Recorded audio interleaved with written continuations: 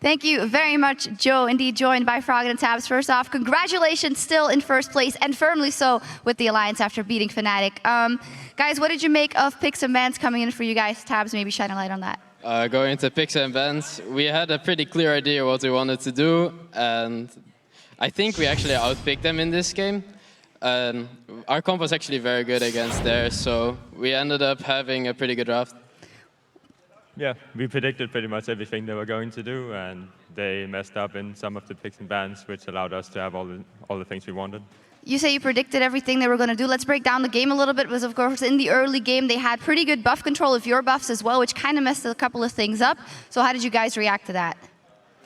With the way the game was played, it was pretty obvious to what was happening, and I think the only bad thing in our early game was Wicked dying to first blood top because we got the dragon, and we should have gotten really far ahead of that. But they responded pretty good, and they had 6 to hold the waves whenever we wanted to rotate and push down towers for towers. They always had 6 to hold it, which was really annoying, but I think we managed to get around it pretty well, and I think we managed to outplay them in teamfights too.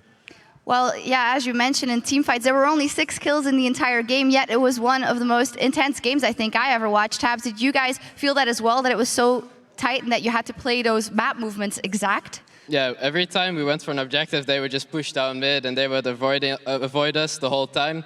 And this ended up just being objective trading and trying to not get a really bad trade, like giving them an inhib for a dragon or something. So we need to be really careful about our positioning. So, Froggen, what was the turning point then? Where did they make the tactical error and you guys succeeded? They made the tactical error to never fight us. Like, at every single objective, we were there, and we managed to get every... Actually, we messed up once with letting them having a Baron for free, but except for that, they only smite stole one, and they never fought us for dragons. They only tried to trade objectives, and if you never try to fight and only try to trade objectives, you're eventually going to lose. Yeah, exactly, because even with the Baron, they didn't want to team fight you guys, yet it was pretty hard for you guys to get into that base, obviously with the Zig. So what was the final push? You, of course, getting that final Baron. What was it that cut you over the edge?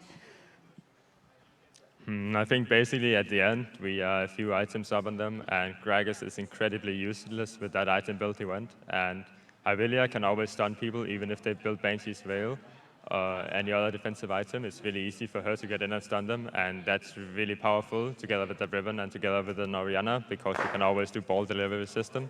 And I think that's the main point of pressure, while we have in Kog'Maw that never actually scales off in the game. So it's pretty even between the AD carries, and we just outscale them on other roles. Yeah, great game from Kog'Maw as well for Tabs. And Tabs, I want to ask you, is the confidence that we saw from Alliance here in this game, is that a signal of the confidence that you guys have going into the rest of the season? Do you have that one up versus Fnatic? Oh yeah, definitely. We had a bit of a slump, you could say. Like, we lost a couple games, but we pulled back really well. Like, our practice lately has been really good, and we know what we have to do to win the games right now. So as long as we just execute it correctly, we could even not even drop a single game.